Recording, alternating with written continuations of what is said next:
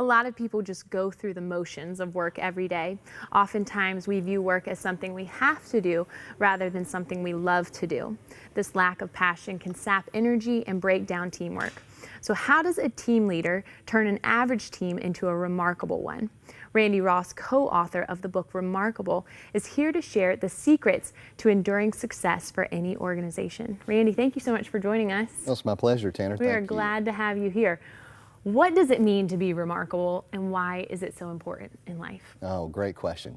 Well, Oliver Wendell Holmes once wrote, "Nothing is as commonplace as the wish to be remarkable." I read that quote quite a few times just researching you and David Salyers. What does that mean? Well, it means that everybody wishes to be remarkable. Everybody wants to be a part of doing something that's larger than self, to be a part of a movement of creating good, to do something to leave a legacy for others. But the sad reality is most people only wish, they never realize that. And so we wanted to write a book to encourage people to truly leave a positive wake in the world and doing something that leaves a legacy. Yeah. Well, you talk about two things in the word remarkable. You say you can mark the lives of the people you serve, and you can do something worth remarking about. Right. I love that. That's so powerful. Well, so remarkable is about providing a service or a product in the professional sense that exceeds everybody's expectations. It goes above and beyond to such a degree that when people leave your presence, they have an irrepressible desire to talk about you. Because when other people are talking about you and the service that you've provided, then you indeed have become remarkable.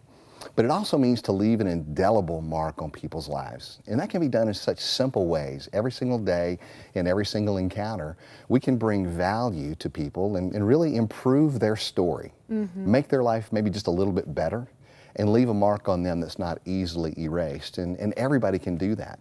So our encouragement is to business professionals to create an environment that inspires people to bring their best to the table every day. And like you said, not just to endure work, but to really love the work that they do. Yes, and David Salyers is your co-author in this book. How did you two, well, David, first off, he's the VP of National and Regional Marketing for Chick-fil-A. I say the best fast food in America, especially in the South. It's delicious. How did you two team up to write this book? Well, that's a great story because David is the co-author. He's also a good friend. And David and I were neighbors. I got to know his boys through coaching them in basketball.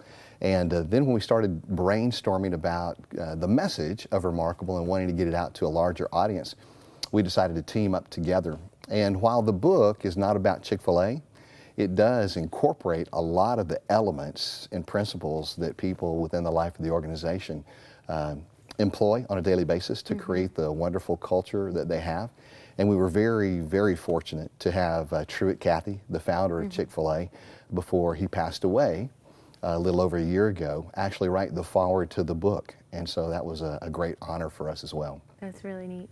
Is it bad to be just normal in life? Why do you encourage people to be remarkable? Why can't we just kind of go on with the status quo if we're satisfied with that? Yeah, well, great question. Let me back up and say it like this. I think that one of the things we wanted to do was dispel this notion that remarkable is about getting rich and being, famous or having notoriety. That really, the whole message of Remarkable is not about getting rich, it's about being rich. Being rich in good deeds. And that the way that you are remarkable is that you become a value creator as opposed to being a value extractor. Normal in our world, in business sense, is all about extracting as much value as you possibly can from all of those around you. And it begins at a very, very early age. Even when we go out into the marketplace, our whole thought is graduating from college, we want to have the best grades that we can, to get into the best school that we can, to get the best internship that we can, to get out and get the best job that we can. And usually we define the best job as that job that pays the most. But our focus on being that is all about how much can we extract from an organization that we go to work for our own personal benefit. The reverse of that is to begin to think through your future and begin to think about the impact that you can have when you find the biggest problem you can possibly find, and then use your strengths and your talents and your passion to solve that problem. And that's why we say that, retirement is not something to be, that's not the finish line. Because everybody's looking forward to retiring. I know that David talked about graduating college and saying, I want to be retired by 35. Right. That was his goal, to be retired by 35. And I can't tell you how many college students, I probably was one of them, that said, how great would it be to be retired by 35? Exactly. And that's the focus that many young people have. But we've known a lot of young professionals who've had the privilege to be able to do that, to retire at an early age. And here's the funny thing. After they go out and they retire, they play golf, they go fishing on solo fishing trips, and after about 6 months, they're bored. They're bored. Because it's not about being able to quit doing what you're doing, but it's finding something you love to do that so captures your attention you never ever want to retire. And Truett Cathy was famous for saying, you know, if you love what you do, you'll never work another day in your life. Yeah. And so that's what we want to encourage people to do is leverage their passion and their strengths to solve problems, and that can captivate your attention for a lifetime, because the secret to fulfillment and meaning in life, the secret to what we call living on purpose, with purpose, and for a purpose, is really to see that your life is bringing value to other people, which really plays into the maxims of the book. Yeah. Well, talk to me about the maxims. There are 4 maxims. There are. Tell me a little bit about what they are and explain them. Okay. So the book is really talking about maxims, and maxim is not a word that we commonly use, but a maxim is a universal truth. And think about it this way. When you apply these principles, it will maximize your performance. And so these are maxims drawn from the field of axiology. And I doubt that was Lots of big words floating around here. I doubt that was a topic of conversation last night at dinner. But axiology is actually a fascinating field of study, because it's the science of the study of values and value constructs and value creation. And so we draw 4 maxims of value creation from the field of axiology. And quite simply, those are the maxim of creativity, the maxim of positivity, the maxim of sustainability, and the maxim of responsibility. Those 4 maxims we try to bring in a very fun narrative, the principles that literally can help transform your average work week into something that's transformational. I know all of them are very important, but there were 2 specific ones that I wanted to talk about, and that was creativity and then positivity. Okay. Can you explain those a little bit further? Yeah, so the maxim of creativity just simply says this, that we all, by our nature, are value extractors. But by design, we were created to be value creators. So by design, we're value creators. The problem is that's our hard drive, but our software is broken. Right. Right? And so as we enter into any endeavor in life, we all have a tendency to enter into it from a position of how can we strategically position ourselves to extract as much value as we possibly can. And the maxim of creativity is just the opposite.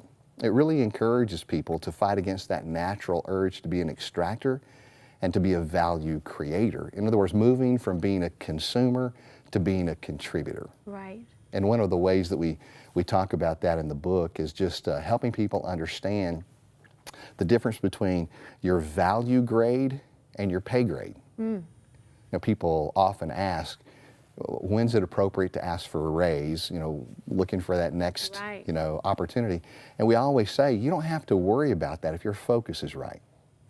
Because if you're worried about how much you're getting paid, that's value extraction. Right. What you're taking from the organization. But if you'll focus on what you're bringing to the organization, then it's really quite simple. When your value grade, or what you bring to the organization, far exceeds your pay grade, then you'll become invaluable to the organization. And you won't have to worry about that. The organization will take care of that. It's a nice thought. Yeah, so that's the maxim of creativity, is helping people understand that they are designed to create value for others. And positivity. So positivity actually flows off the heels of that, and it simply says that all of the good things that we want in life are a result or a byproduct of creating value for other people. So success, happiness, fulfillment, those aren't things that you can set as goals and actually achieve them. I mean, think about it. Happiness. John Templeton, a very wise man, once said that happiness pursued eludes, but happiness given returns. And so, quite simply, what he was trying to say is, if you focus on making others happy, then happiness will be yours. But if you make happiness your pursuit, you're most likely not going to find it. Randy, I feel like I could listen to you all day. I told you earlier you're a very charismatic speaker. Well, so there's thank you. so much more that I want to get out of this interview, but we're running out of time. So briefly tell me, if there are people who are kind of in this job where they're working because they have to, Yeah. not because it's what they love to do, what encouragement would you provide them? I would just say this, when I was a little boy, adults would sometimes come up and ask me what I wanted to be when I grew up. And I knew beyond any shadow of a doubt at a young age what I was going to be. While other kids were talking about being lawyers or doctors, I knew beyond any shadow of a doubt when I grew up I would be Batman. I mean, I just knew Without a that. shadow of doubt, he was going to be Batman. No doubt. I mean, even by the dark clothes I have on today, I think there's something into that. Still thinks he's Batman. Yeah, but here's the point. I wanted to change the world. I wanted to do good. I wanted to right wrongs, and I wanted to make a mark that wasn't easily erased. And I think everybody has that desire. We just don't know quite how to start. Right. And what we wanted to do in a very simple, easy to read, fun message was show people how they can make a difference in their world and be a hero, not only in the marketplace, but at home as well. Neat. Well, you're definitely making a difference, and I would say in some way you are Batman because you are making a difference. So Well, thank you. we appreciate you coming on the show.